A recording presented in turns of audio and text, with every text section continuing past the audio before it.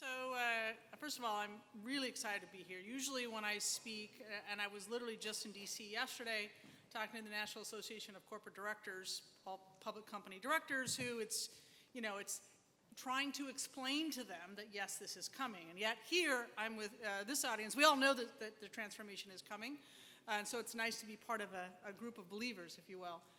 So today I thought I would cover, coming off of the panel that we just had, JetBlue is a public company.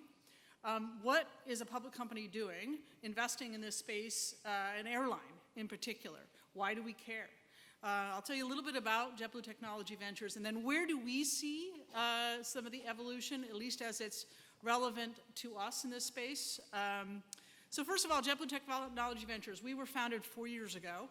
We're based here in the Bay Area. I have 10 people. We're actually at an airport, San Carlos Airport, halfway between San Francisco and San Jose.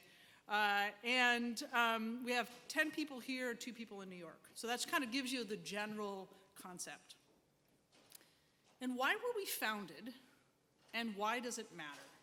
Well, as a public company and as an airline, and we think about the airline industry and all the mergers and M&A that has happened over the years, we're pretty firm that we wish to be around for another 50 years. And when you think about public companies, and you think about today, and you look at what are the top companies, right now the top 5 companies in the world, global companies by market cap, are Apple, Amazon, Alphabet, Microsoft, Facebook. None of them were in existence 50 years ago. Massive disruption and changes. And so we all need to be ready for these. And so we start thinking, okay, Metro Hop will travel? And it's usually some kind of platform change that has a dramatic impact. In the relatively recent history within travel, it was the internet. So back in the 90s, first airline ticket was sold on the internet in 1995. It was actually by Alaska Airlines. And then, yes, I'm not speaking loud enough? Oh, okay. There. And then within 4 years, Priceline, Booking, all the online travel agencies came along, which had a dramatic impact on airlines. And then in 2007, another invention. It was the iPhone. And within a couple of years, new companies within the travel space are launched. So you have Uber, Airbnb. Now, do they impact the airline industry? Not really per se, but when we think about travel, yes. And so if you think about Uber, which is public now, and I just checked before I came up here, so the market cap of Uber is $53 billion. Metro Hop will transform. The market cap of GM is $52 billion. Ford is $36 billion. So we start thinking about how our entire business models changing. Airbnb, so right now Hyatt is like 40 billion, or Marriott is 40 billion, Hilton is about 23 billion market cap. Where will, Airbnb announced it was going to go public next year. Where will that fit into it? So all of these things matter. So the question then is, where will aviation be in 50 years? Will we exist in 50 years? That was the reason that JetBlue Technology Ventures was launched. And we invest in 5 areas, 4 of which have some relevance to this group, but 1 very deep relevance. So let me just cover them very, very quickly. The first is we think about our customers want a seamless travel experience. So anything that relates to the customer from the moment you think about travel until you get back and say, wow, that was amazing. So the entire experience, including hospitality, including interfacing with ground transportation, baggage delivery, all of this. The next area is in enterprise technology. So we've invested in call center technology, for example, and we are looking at legal tech recently. We're looking at how is it impacting accounting, all of the business processes, because again, we're an airline, we want to reduce cost. The next area is maintenance and operations, which is very specific to aviation, of course. The fourth then would be the revenue side. So revenue management, how might machine learning impact revenue management systems?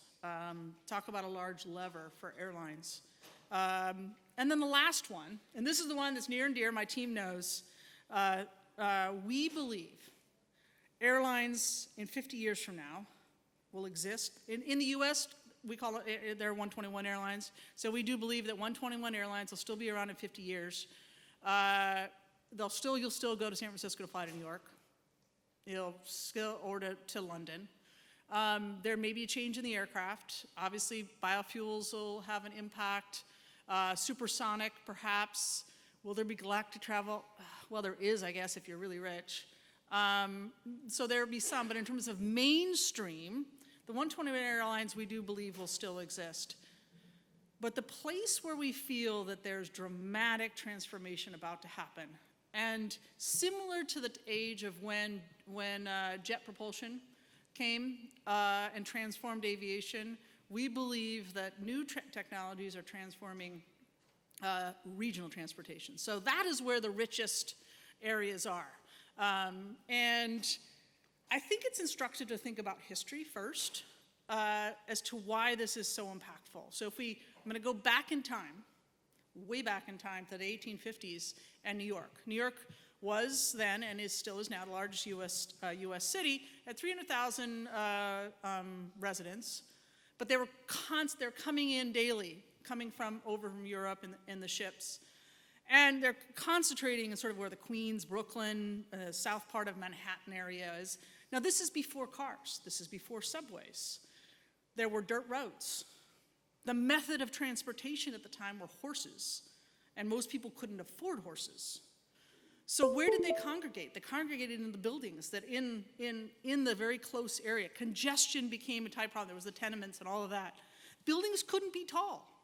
They were only 5 feet tall, or 5 stories tall, because it was all wooden buildings. So you had this massive problem. You had congestion. You had an urban challenge in terms of the cost of living was very high, because people couldn't live very far away because they'd have to take a horse to get in. And of course, now you're going to laugh, there was an emission problem. Horses, yeah. It was a real problem. So, yeah, you can kind of sense, right? So what happened is it went vertical. So there were technology that happened that created and went vertical. And what happened was Bessemer process for steel. You had, now you could build buildings taller. Elevators also became, and then of course steam and elevated rails around the city. So that all happened in the late 1800s. Compare that to today. So right now, half of the world's population live in urban location. In 30 years, it's supposed to move to about 2/3. So we're going to start seeing more and more urbanization. We have a congestion problem. $15 trillion of infrastructure is needed in order to alleviate that congestion, but we don't see, you can only build so many more roads. Right of way becomes a challenge. Air travel is supposed to double, so we still need more airports. Climate change is a challenge. Transportation is 30% of the world's emissions. So when you think about this, you have congestion, you have emissions, and you have an urbanization problem. So what is the answer? So we do believe that vertical is the way to go. And so we are quite bullish on the eVTOL space. It's pretty well known we've invested in Joby. But we believe, when we started in this of 2016, I think there were about 30 companies in the space. Now, what is it now, 170, something like that. Why are we investing? Do we think that there's going to be a JetBlue logo on the side of a Joby vehicle? I don't know. But I do know that having a seat at the table, and this is why we invest in this space, is so that we can have a seat at the table and understand how is it going to impact us. If you can think about what if Ford or GM had a seat at the table with Uber early on, how might that have changed how they changed their business models? So for us, we're looking at the fact that transformative technology is the battery. But what's interesting is we believe, and I think most of you here, or many of you, believe that the technology is there.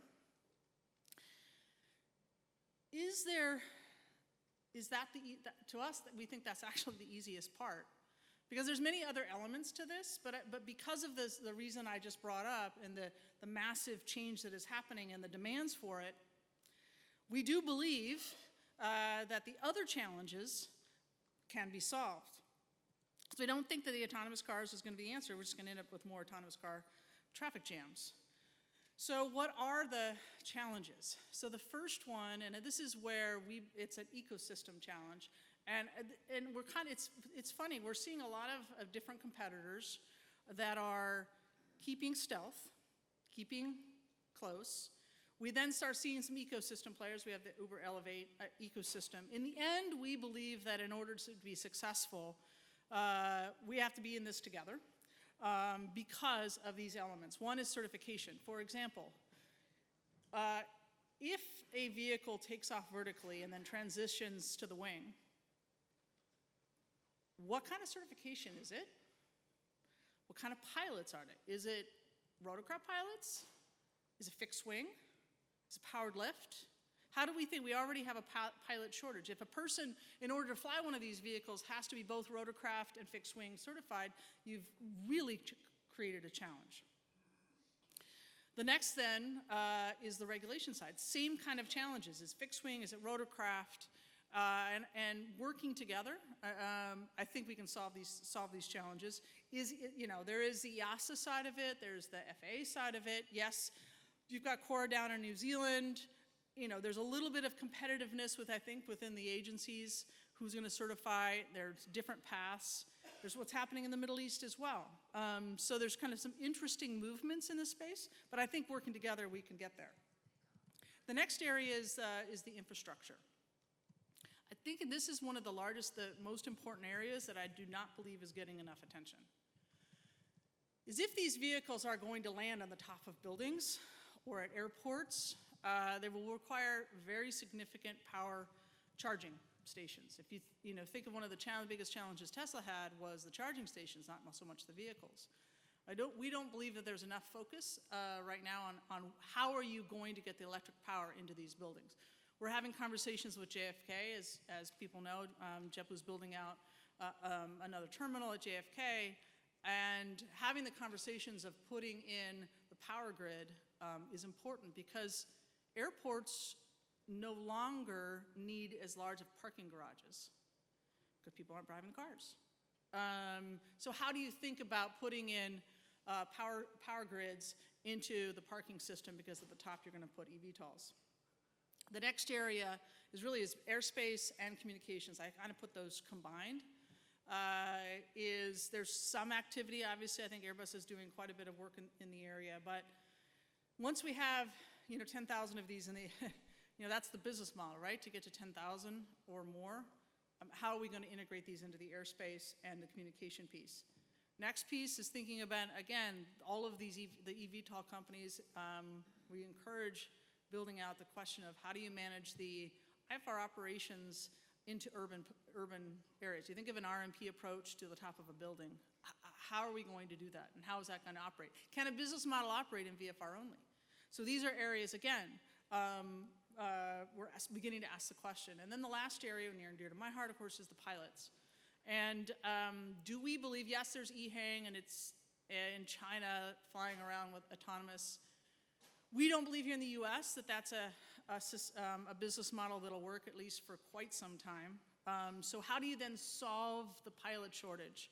And I remember when I first met Joe Ben and we got into a deep, deep debate, and I said the business model will never work because you can't get pilots. However, if you flip it on its head and you say, can these vehicles help build out the sustainable pilot shortage? Because in the end of the day, even using existing regulations, you can start with VFR operations at 500 hours. If you build and partner with the electric vehicle, whether it's BioAerospace or some of the others, in terms of building out a pilot pipeline, it then helps feed the pilot pipeline because you're going to need pilots for 10,000 of these vehicles, which then helps build and feeds the model into the airlines. So for us, this is the reason why we're investing in the space. There's a second area for the regional transportation area, and it's kind of interesting because I was sandwiched between two different panels, and I'm going to come back to the business model of Uber and Airbnb for a second. why did those models take off, if you will? Well, cars were sitting idle 95% of the time. Our homes were sit empty, all of us, because we worked too hard, large majority of the time. And initially people thought nobody's going to let a stranger in your car, nobody's going to let a stranger in a house, and of course that's changed. But the point is there's excess capacity, massive excess capacity. And convenience. So if you tie those two together, those two words, excess capacity and convenience, don't normally fit in the aviation space. We're short of capacity, and sometimes it's really not as convenient as we'd like to be. But if you take it out of the current framework and you think about it differently, yes, we have congestion in San Francisco. There's about 160 airports in the US that have major commercial operations. I met with a deputy administrator of the TSA last week, and she actually said that TSA serves 441 airports. Okay, so 441 airports. But there's 5,000. You have excess concrete. It's not right here in the middle of San Francisco, but I can tell you San Carlos, just down the road, has plenty of excess capacity. So there's runway capacity, aircraft. You know, JetBlue operates their RA320s 12 hours a day, but when you think of Part 135 aircraft, average utilization is about an hour a day. Now, they're not built to operate at 12 hours a day, but there's certainly excess capacity in the airframes to operate at 3, 4x at least. And then we'd say, what about the pilots? And actually in the 135 world, the pilots are underutilized as well. I think pilots would appreciate in the 135 world to have 2 or 3x more hours of flying, because they average about 25 hours a month. So we actually have a capacity, excess capacity, and could there be, and are there already models in this regional transportation? You've got a variety of them here. You got Wheels Up, you've got JetSmarter, you've got all kinds of different models, different ways of attacking the challenge. It'll be interesting to see how that shakes out. It's something that we're watching, but we believe that the regional transportation model, the regional aviation model, is right for transformation. So I wanted to kind of give the high-level overview, and then for us in terms of investing,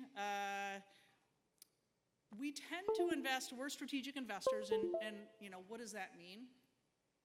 Does that mean that we invest only with no financial that we don't care about the financial returns? That's not the case. But I will say, unlike on the private equity side and some of the public market side, where they're optimizing for one area, one thing, which is a financial return, for JetBlue, it's different. We're thinking, yes, we want to have a little bit of a financial return. I'm not saying that we want to lose money, but I will say that if we can invest in a company that I'll go back to say our revenue management or our cost or an entirely different business model, where our returns will come from the transformation of JetBlue, not so much just the particular startup. And we don't go into it with an M&A perspective whatsoever. So for us, we're a strategic investor. Usually we take a very small stake. The amount of capital that we've deployed is not public, so I don't share that. But if it were significant, you would see that in our public filings, and so it's not in the public filings other than the fact that we do invest, so therefore it's not a significant amount, but it is significant to all of our portfolio companies. So with that, I think I'm gonna wrap up. I'll be available during break. I don't know if I think maybe I have time for 1 or 2 questions. If anybody, it's kind of bright, so it's hard to tell. It is so bright. Do we have any questions for Bonny? You've got 3 on Slido. Okay. So how does that, very good question. So how does the investment in JSX, so that's Jet Suite X, facilitate JetBlue's regional goals? So what's interesting, so JetBlue Technology Ventures is a subsidiary of JetBlue, wholly owned subsidiary, but we are separate and we invest on the venture side. Whereas JetBlue itself can also invest, and JetBlue has invested in a meaningful way in Jet Suite X. And part of that investment, you know, Jet Suite X is largely on the West Coast. It's also public knowledge that JetBlue was in merger discussions with Virgin along with Alaska, and of course we know where that ended up. There are not as many gates here on the West Coast and airport access. So the Jet Suite X is an interesting way for us to explore alternative models. We find that, again, getting to that excess capacity in terms of the airports, the airport access, it helps us think about alternative models in the regional transportation space, and we've been very pleased with it. So I leave it with that. Are you looking to invest on supply chain software technology? That's pretty specific. There must be a supply chain technology software company in the audience. But I will say yes, in the sense of remember I mentioned our investment themes? They are always technology, by the way. One of them is in those enterprise operations. We actually have done some work on the supply chain side, the strategic sourcing side. We actually bring new technologies to JetBlue. We don't just invest. Sometimes we'll find a company that we really like, but it's not investable. Maybe they're not raising funds, or the price is too high, or whatever it may be, or maybe too far along. So we'll introduce those to JetBlue. So with the enterprise tech side and also maintenance operations. And then the last one, there was, where do we see city agencies playing a role? Yes. So, especially when, I kept talking about the airports, and, I do believe there's a role for airports to play. I think because lots of that transportation, that's where a lot of the congestion is to get from downtown cities into the airports. But when I think about, where's the real disruption going to happen? I think it's quite frankly through the city agencies, and I can think here in the U.S., here in the Bay Area, going from down on the peninsula or San Jose up to San Francisco. If you don't drive, you might use the Caltrain.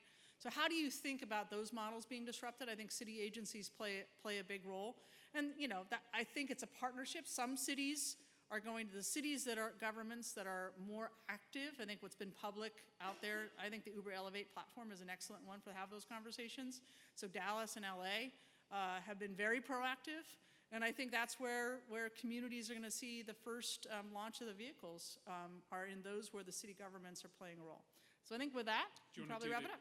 The last question. Oh, last question. What size check do you like to write, and have you brought your checkbook? There's addressable market,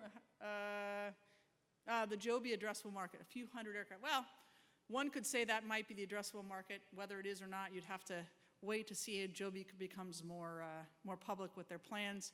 And what size check do we write, as I mentioned, we don't really disclose, but what our investment size are. But I will say that our sweet spot is somewhere around Series A. So sometimes we invest in seed, sometimes we invest in Series B, and we take a minority stake. So you can figure out the math from that. It's about as much as I can say. I'd highly encourage you to go to JetBlueVentures.com and sign up for our newsletter. If you're interested, we send out a newsletter every Monday on what we're seeing in the trends in travel. Thank you. Thank you very much, Bonny. Thank you.